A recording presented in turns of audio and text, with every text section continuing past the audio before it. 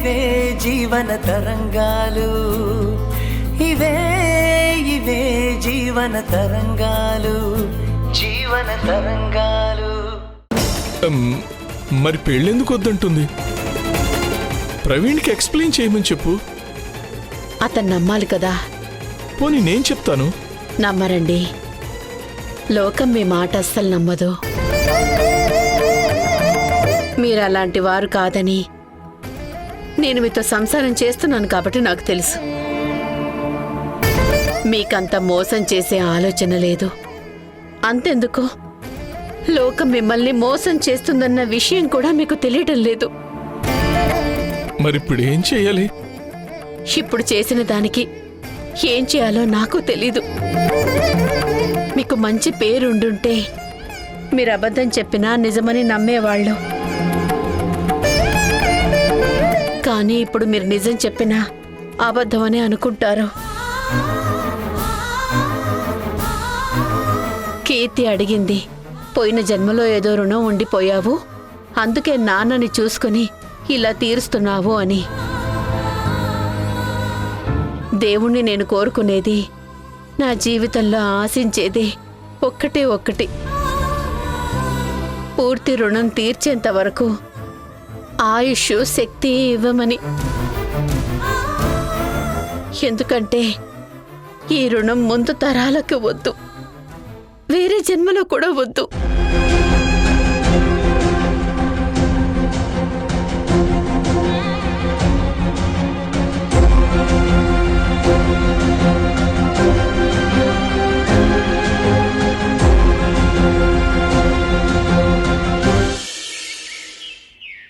సంసారాన్ని చక్కదిద్దే అనుభవం, అర్హత నాకున్నాయో లేవో తెలీదు, కానీ మీ సంసారం పాడవటానికి నేను ఒక కారణం అనిపించింది.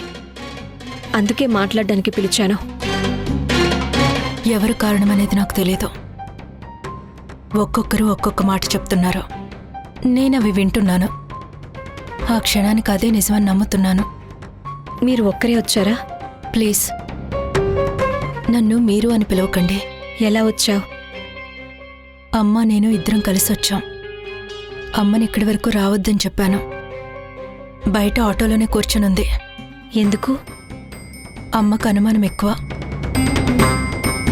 ఈయనెప్పుడు మీతోనే ఉంటారు, అందుకే ఇంటికి సరిగ్గా రారేమో అనుకుంటుంది. ఇప్పుడు లోపలికొస్తే మీతో గొడవ పడుతుంది. మరి నీకు నా మీద అనుమానం లేదా? లేదండి, ఆయన అలాంటివారు కాదు, నాకు తెలుసు. మీరు అలాంటివారు కాదు. మంచి సంస్కారం ఉన్నవారు, బాగా చదువుకున్నవారు, ఇంత పెద్ద ఉద్యోగంలో ఉన్నారు. మిమ్మల్ని అనుమానించడం తప్పే అవుతుంది. బయట వాళ్ళు జోక్యం చేసుకుంటే మీ కాపురం చక్కబడుతుందని నమ్ముతున్నావా? ఏమో తెలీదు. నిజం చెప్పాలంటే ఇలా ఎందుకు జరిగిందో కూడా నాకు తెలీదు. ఆయన ఎందుకు ఇలా ప్రవర్తిస్తున్నారో ఏంటో మీతో ఏమైనా చెప్పారా? నీ వరకు నువ్వేమనుకుంటున్నావు? బిడ్డ చనిపోయింది, ఆయన కోపం వచ్చింది, అందుకే ఆయన నన్ను వదిలి వెళ్ళిపోయారు అంటున్నారు. బిడ్డ చనిపోవడం నా తప్ప? బిడ్డ చనిపోవడం నాకు కూడా బాధే కదా. హాస్పిటల్లో అడ్మిట్ అయ్యి 2 రోజుల ముందు ఫోన్ చేశాను. అడ్మిట్ అయ్యాక ఎంతో ఆలస్యంగా వచ్చారు. డెలివరీ అయ్యాక బిడ్డ చనిపోయింది. అప్పటినుంచి ఇప్పటి వరకు నన్ను చూడ్డానికి రాలేదు. నాకు చాలా బాధగా ఉంది, ఏడుపొచ్చింది. ఆయనకు చెప్పాలనుకున్నాను, కానీ ఆయన రాలేదు. తర్వాత నువ్వు ఫోన్ చేయలేదా? చేశాను. మీ నాన్న పాపాత్ముడు, తన్ని వదిలిపెట్టి వచ్చే అన్నారు. ఎలా వెళ్ళగలను? అమ్మేమో నువ్వు పచ్చి బాలింతువు, పత్యం ఉండాలి అని చెప్తుంది. అక్కడికెళ్తే అన్ని సేవలు ఎవరు చేస్తారు చెప్పండి? తనతో మాట్లాడినప్పుడు అదే చెప్పాల్సింది. ఎక్కడా? చెప్పడానికి ఫోన్ చేస్తేనే కదా. ఫోన్ చేసినా లిఫ్ట్ చేయరు. ఇకెప్పుడు చెప్పాలి? మీ ఇద్దరి మధ్య ఇంకేమైనా ప్రాబ్లమ్స్ ఉన్నాయా? లేవు. మీ ఇద్దరూ ఎప్పుడైనా గొడవ పడేవారా? చిన్న చిన్నవి, అది కూడా నేనే గొడవ పడేదాన్ని. ఆయన ఎప్పుడు గొడవ పడేవారు కాదు. ఇలా అడగకూడదు, నీ పర్సనల్, కానీ అడుగుతున్నాను. ఎప్పుడైనా నిన్ను కొట్టడం గాని తిట్టడం గాని చేశారా? లేదండి. ఒకే ఒక్కసారి కాస్త ఎక్కువ కోప్పడ్డారు. సైట్ తీసుకోవాలని అడిగినప్పుడు. ఆ తర్వాత తనకి తెలియకుండా నాన్న నా పేరు మీద సైట్ తీసుకున్నారు. అప్పుడు మీరు పిలిపించి అడిగారట. అప్పుడు కాస్త ఎక్కువగానే కోప్పడ్డారండి. గవర్నమెంట్ సర్వెంట్స్కి కొన్ని రూల్స్ ఉంటాయి. అవి నాకేం తెలుసండి. సరే, ఆ తర్వాత ఏం జరిగింది? అంతే. ఆయన మీ మాట వింటారు. మీరొకసారి చెప్పి చూడండి. నేను ఆయనంత చదవలేదు. నాకు ఆయనంత తెలివి లేదు. అందుకే ఆయన నాకు వాల్యూ ఇవ్వట్లేదు. మీరు ఆయన కంటే బాగా చదువుకున్నారు. ఆయన కంటే ఇంటెలిజెంట్ కాబట్టి మీరు చెప్తే వింటారు. భార్యాభర్తలిద్దరూ ఒకే చదువు చదివినా ఒకేలా అర్థం చేసుకోవాలని ఏం లేదు. ఒకరి ఆలోచనలు ఒకరు అర్థం చేసుకోగలగాలి. అందుకు ఒకరి చదువే కాదు, ఎవరో ఒకరు చనువు తీసుకుని తగ్గాలి. అప్పుడే కలిసి లైఫ్ లీడ్ చేయడం ఈజీ అవుతుంది. కాబట్టి మీ మధ్యలో గ్యాప్ రావడానికి చదువు కారణం కాదు, మీ నాన్న ఆయన చేసే పనులు. దానికి నన్నేం చేయమంటారండి? అందుకు నన్ను బలి చేస్తారా? మీ నాన్న చేసిన కొన్ని పనుల వల్ల తనకి చాలా బాధేసింది. అందుకే ఆయన్ని వదిలేసొస్తే నిన్ను బాగా చూసుకుంటారని అంటున్నారు. వదిలొచ్చాయంటే ఎలాగా? మా అమ్మ నాన్నలకి నేను ఒక్కదాన్నే కూతుర్నే. కష్టపడి సంపాదించిన ఆస్తంతా నాదేగా. బతకాలంటే డబ్బులు ఆస్తి కావాలి కదా. నన్ను వాళ్ళు ఎంతో ప్రేమతో పెంచారు. మా నాన్న ఏం చేసినా నాకు నెగిటివ్గా అనిపించదు. ఎవరు చేయకూడని పని ఆయన చేయట్లేదు కదా. వాళ్ళని పూర్తిగా వదిలేసుకుని ఎలా రమ్మంటారు చెప్పండి? దీనికి నా దగ్గర సమాధానం లేదు. సరే, ఈరోజు మా అమ్మా నాన్నలు చేసేది తప్పంటున్నారు. రేపొద్దున నన్ను కూడా తప్పనరని గ్యారంటీ ఏంటి? దీనికి కూడా నా దగ్గర సమాధానం లేదు. మా నాన్న వెళ్ళి కాళ్ళు చేతులు పట్టుకుని బతిమాలినా మా ఆయన వినలేదు. ఇక తను రాకపోతే ఎలాగో పుట్టింట్లోనే పడుంటానని మా అమ్మ కూడా నన్ను పట్టించుకోవడం మానేసింది. మొదట్లో బాగానే ఉండేది, కానీ ఈ మధ్య విసుక్కుంటుంది. మా నాన్న ఆయనకి బుద్ధి రావాలి అన్నట్టు చూస్తున్నారు. నా బాధ ఎవరికి చెప్పుకోవాలి? వాళ్ళు ఇలా చేస్తున్నారని అడగలేను. భర్తతో లేకపోతే సొసైటీలోనే కాదు, పుట్టింట్లో కూడా రెస్పెక్ట్ ఉండదు. నాకు చదువు లేదు, తెలివితేటలు లేవు, ఉద్యోగం చేయలేను. భర్త ఉంటేనే బతకగలను. భర్త వదిలేస్తే నా జీవితం ఏమవుతుంది? భర్తను వదిలేసి వచ్చిందని నలుగురు 4 రకాలుగా మాట్లాడుకుంటారు. నేనెప్పుడు ఆయనతో పెద్దగా గొడవ పడలేదు. ఆయన మీద కోపం కూడా లేదు. కానీ ఇలాగే నన్ను ఆయన దూరం పెడితే ఆ దూరం పెరిగిపోయి నేను ఒంటరిగా మిగిలిపోతానేమోనని భయం వేస్తుంది. సరే, ఇలా చెప్తున్నానని ఏమనుకోకు. పుట్టింటిని పూర్తిగా వదిలేసి వెళ్ళు. అదొక్కటే కదా తన కండిషన్. సరే, అయితే వాళ్ళని వదిలేసి వస్తాను. ఆయనకొక మాట చెప్తారా మీరు? ఏంటది? ఆయనే పుట్టింట్లో వదిలేశారు. ఆయన్ని వచ్చి తీసుకెళ్ళమని చెప్పండి ప్లీజ్. నేను వెళ్ళొచ్చు, కానీ ఆటోకి గానీ ట్యాక్సీకి గానీ వెళ్ళాలంటే దానికి డబ్బులు నాన్నని అడగాల్సి వస్తుంది. అది నాకు ఇష్టం లేదు. అలానే నేను మా ఆయన దగ్గర నుంచి పారిపోయి రాలేదు. అలాంటప్పుడు ఆయనే వచ్చి తీసుకెళ్ళాలి. ఒకవేళ నేనే వెళ్తే ఆ టైంలో ఇంటికి తాళం వేసుంటే అక్కడ ఇంటి బయట కూర్చోవలసి వస్తుంది. ఒకవేళ నేను ఇంటికెళ్ళాక ఆయన ఇంట్లోకి రావద్దంటే చూసే వాళ్ళ ముందు అవమానం అవుతుంది. తిరిగి పుట్టింటికెళ్తే చిన్నతనం అవుతుంది. ఆయన వచ్చి తీసుకెళ్ళకూడనంత తప్పు నేనేం చేయలేదండి. ప్లీజ్ మీరు ఆయనకు అర్థమయ్యేలా చెప్తారా?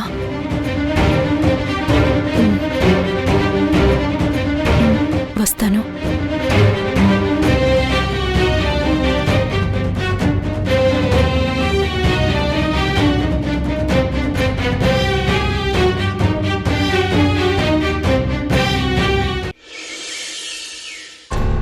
మూడు 4 నెలలయ్యింది. అలా ఒంటరిగా బ్రతకడంలో స్వతంత్రం ఉంది. ఇది ఎవరికొద్దు చెప్పు? కానీ ఇప్పుడిప్పుడే అర్థమవుతుంది. ఒంటరిగా ఉండటం వేరు, వదులుకొనొచ్చి ఒంటరై బ్రతకడం వేరు. పెళ్లి కాకముందు సోలోగా ఉండటం బావుంటుంది. ఎన్నో కలలు, ఎవరో ఒకరు మన కలల ప్రపంచంలోకి రాకపోతారా అని ఆశగా ఉంటుంది. కానీ విడిపోయి ఒంటరవ్వటంతో అవేవీ ఉండవు. ఏకాకి జీవితం. ఇవన్నీ నాకెందుకు చెప్తున్నారు? నేనే చెప్పాలి కాబట్టి చెప్తున్నాను. ఎందుకంటే డ్యూటీలో భాగంగా ఎక్కువ టైం స్పెండ్ చేసేది నాతోనే కాబట్టి.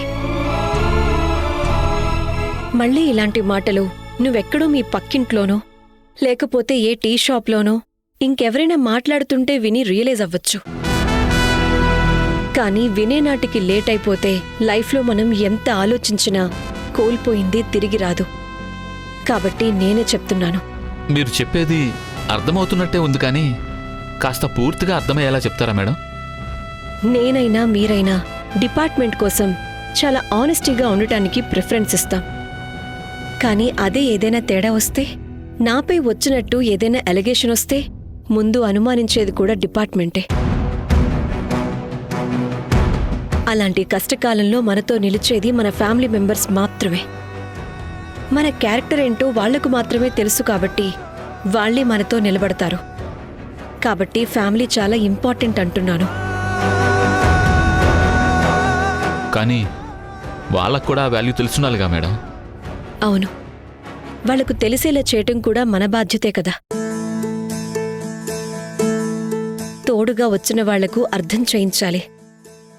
అవును, మీరు పెళ్ళయ్యాక మీ ఆవిడతో ఎక్కడికైనా సరదాగా బయటికి వెళ్లారా? లేదు. ఎందుకు? తను వచ్చిన ఫ్యామిలీ బ్యాక్గ్రౌండ్ బట్టి ఎక్కడికైనా తీసుకెళ్ళాలి అంటే అందుకు తగ్గట్టుగా నా దగ్గర మనీ ఉండాలి. నా దగ్గర ఆ పరిస్థితి లేదు.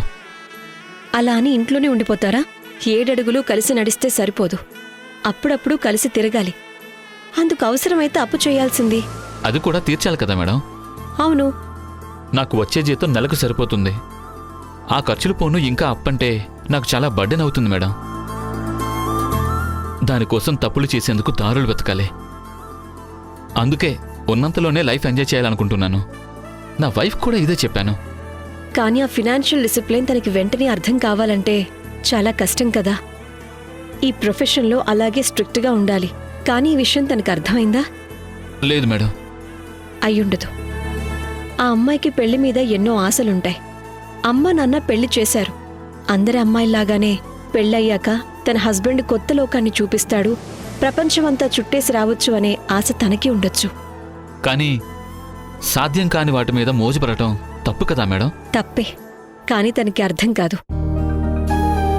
వాళ్ళ నాన్న అంత సంపాదించారు, నీ దగ్గరంత డబ్బు లేదని వెలితిగా అనిపించొచ్చు.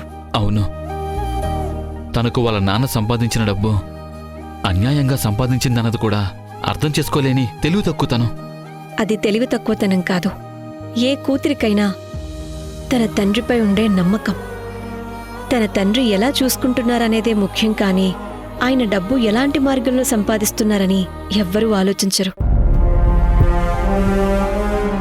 అవును, తను మీతో ఉన్నప్పుడు మీరింటికి మామూలుగా ఎన్ని గంటలకు వెళ్లేవారు? అంటే ఏంటి మేడం? ఆఫీస్కి వచ్చాక, ఆఫీస్ అయిపోయాక ఇంటికి ఎన్ని గంటలకు వెళ్లేవారు? అయ్యేది మేడం, రాత్రి 9-9:30 అయ్యేది. ఆఫీస్ టైం అయ్యాక ఏం చేసేవారు? లైబ్రరీలో కూర్చొని పుస్తకాలు చదువుకుంటూ ఉండేవాడిని. ఇంట్లోనే కూర్చొని చదువుకోవచ్చుగా. డిస్టర్బ్ అయ్యేది. ఉద్యోగం ఉంది, జీతం వస్తుంది, ఇంకా ఎందుకు చదువుకోవడం అనేది. నిజమే కదా, చదవాల్సిన వయసులో చదవలేదు. అది ఆమెకు సంబంధం లేని విషయం. మీరు చదువుకుంటూ కూర్చుంటే తనతో ఎవరు మాట్లాడతారు చెప్పండి? తను పెరిగిన వాతావరణం వేరు. మంచి తిండి, నగలు, బట్టలు, డబ్బులు ఇలాంటి ఇంట్లో పెరిగింది. అమ్మా నాన్న బాగా గారాబం చేసుండొచ్చు. అయ్యుండొచ్చు మేడం. మీ దగ్గరికి వచ్చాక అవి ఏవీ లేవు. మీ డిసిప్లిన్కి అడ్జస్ట్ కావాలంటే తనకి టైం పడుతుంది కదా. ఇంకెంత టైం కావాలి మేడం? సంవత్సరం అయిపోయింది మేడం. సంవత్సరంలో ఆమెతో ఎంత సమయం గడిపారు? తన 22 జీవితం తన పుట్టింట్లో తనకి నచ్చినట్టుగా తన లైఫ్ లీడ్ చేసొచ్చింది. వాటిని వెంటనే వదిలేసి మీరు చెప్పిన అలవాట్లను ఫాలో అవ్వాలంటే కష్టమే. ఒకవేళ మీలా తను కూడా మారాలంటే ముందు తను మీతో పాటు కలిసి జీవించాలి. మీరు ఆమెతో ఎక్కువ టైం స్పెండ్ చేయాలి. అప్పుడు ఆమె వాళ్ళ పుట్టింట్లో వాళ్ళకంటే మీరు పంచుతున్న జీవితమే బాగుందని హోప్ వస్తుంది. చాలా చూశాను మేడం. నన్ను హోప్లెస్ పడగా చేసి వెళ్ళిపోయింది. నోను, అలా మాట్లాడకూడదు. వెయిట్ చేయాలి. తనతో ఇంకా టైం స్పెండ్ చేయాలి. ఎంతకాలం మేడం? లైఫ్ పార్ట్నర్గా చేసుకున్నారు కాబట్టి అది లైఫ్ లాంగ్ కూడా కావచ్చు. కానీ తనకు సంతోషాన్ని ఇచ్చేవి ఒక కారు, ఒక ప్లాటు, ఒక పట్టుచీర, హోదాలో వాడే నెక్లెస్. వీటిల్లోనే తన సంతోషాన్ని వెతుకుంటున్న ఒక అమ్మాయికి అవి ఇవ్వకుండా ఆనందాన్ని ఎలా పంచాలో నాకు అర్థం కావడం లేదు మేడం. అయితే ఆ అమ్మాయి మిమ్మల్ని అస్సలు అర్థం చేసుకోలేదా? లేక మంచి అమ్మాయి కాదా? అప్పుడప్పుడు గొనగడం తప్ప తన మనసు మంచిదే. మనసు మంచిదైనప్పుడు ఎప్పటికైనా ఖచ్చితంగా మారుతారు. వాళ్ల కోసం వెయిట్ చేయడంలో తప్పు లేదు. కొన్నిసార్లు చిన్న చిన్న వాటికి కాంప్రమైజ్ కావటం, సర్ప్రైజ్ చేయటం వల్లే లైఫ్ నిలబడుతుంది. చూడండి, మీరు ఏం కోల్పోతున్నారో మీకు అర్థం కావడం లేదు. నా అనుభవం ప్రకారం చెప్తున్నాను. భర్త సంపాదించి తన భార్యకు పెడితే చాలు అని అనుకుంటాడు. భార్యకిచ్చే డబ్బు, నగలు, చీరలు అన్నీ తన సంపాదనతోనే అయుండాలి అని ప్రతి మగాడు కోరుకుంటాడు. అలాగే ఏ భార్య అయినా తనడిగిన ప్రతిదీ తీసుకొచ్చే సత్తా తన భర్తకు ఉండాలని కోరుకుంటుంది. అయితే మీ ఆవిడ అలాగేం కోరుకోవడం లేదు. కేవలం తన వాళ్ళు ఇచ్చినవి తీసుకుందామని అడుగుతుంది. అది క్షమించలేనంత పెద్ద తప్పేం కాదు. దాన్ని తన మనసులో నుంచి తుడిచెయ్యాలంటే తనుండాల్సింది పుట్టింట్లో కాదు, మీతో పాటు. ఆమెకొక అవకాశం ఇవ్వండి. మరి మా మామ సంగతి ఏంటి madam?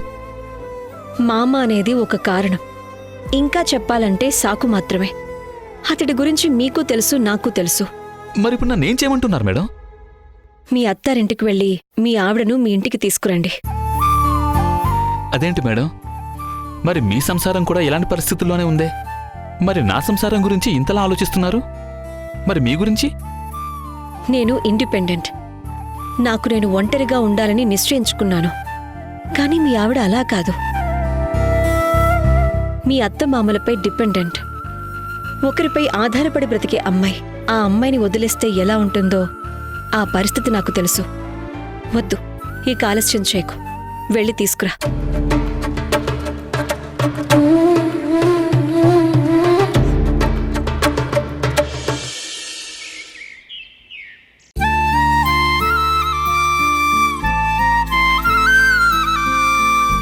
Kalyan, Kalyan,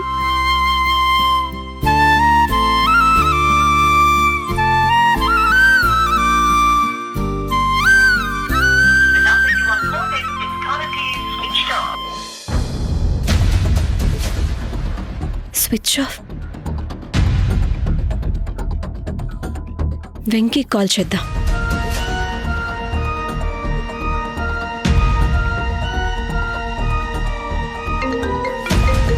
hello Devika, how are you? చాలా రోజులకి కాల్ చేసావు. కళ్యాణ్ ఏవైనా కాల్ చేశాడా? అతన్ని జాబ్లో నుంచి తీసేశాక అసలు తనతో మాట్లాడమే మానేశాను.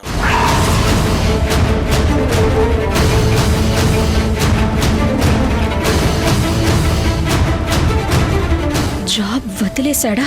తీసేశారా? అవును దేవిక, కళ్యాణ్ లంచం తీసుకుంటుంటే ఆఫీసర్స్ రెడ్ హ్యాండెడ్గా పట్టుకొని జాబ్ నుంచి తీసేశారు. ఓకే. హలో, దేవిక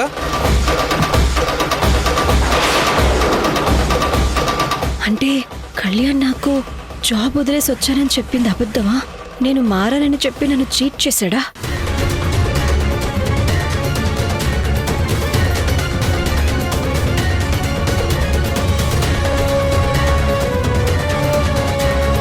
దేవిక ఎక్కడికి బయలుదేరావు? మీరు ఇంట్లో లేరు, ఫోన్ కూడా స్విచ్ ఆఫ్ వస్తుంది. ఎక్కడున్నారో చూద్దామని బయలుదేరుతున్నాను. అంతలో మీరే వచ్చారు. ఏదో టెన్షన్లో ఉన్నట్టున్నావు. What happened Devika? నేనొక విషయం అడుగుతాను, నిజం చెప్తావా కళ్యాణ్? ష్యూర్. నువ్వు జాబ్ వదులుకున్నావా లేదా డిపార్ట్మెంటే నిన్ను వద్దనుకుందా?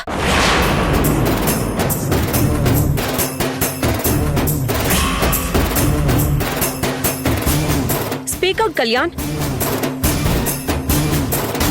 ఇంకా ఎన్నిసార్లు ఇలా అబద్ధాలు చెప్పి నన్ను చీట్ చేయాలని చూస్తా?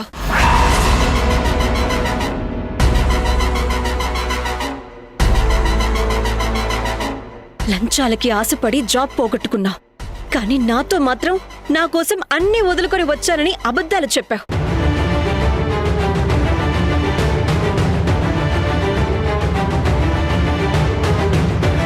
యాక్సిడెంట్లో చచ్చి బతికాను, ఇక నుంచి నేను లేనిదే నీకు లైఫ్ లేదని మొసలి కన్నీళ్లు కార్చావు. కానీ నీ బుద్ధి మారదని, నువ్వు మారడం అనేది కలే అని ప్రూవ్ చేశావు. జాబ్ విషయంలో నీతో అబద్ధం చెప్పిన మాట నిజమే దేవిక. ఎందుకంటే నీ మనసుని ముక్కలయ్యేలా బిహేవ్ చేసిన నేను మళ్ళీ నీ దగ్గరకొచ్చి లంచం వల్ల జాబ్ పోయిందన్న నిజం చెప్తే నువ్వు నన్ను ఎంతగా అసహించుకుంటావో అని తెలిసే అలా చెప్పాను.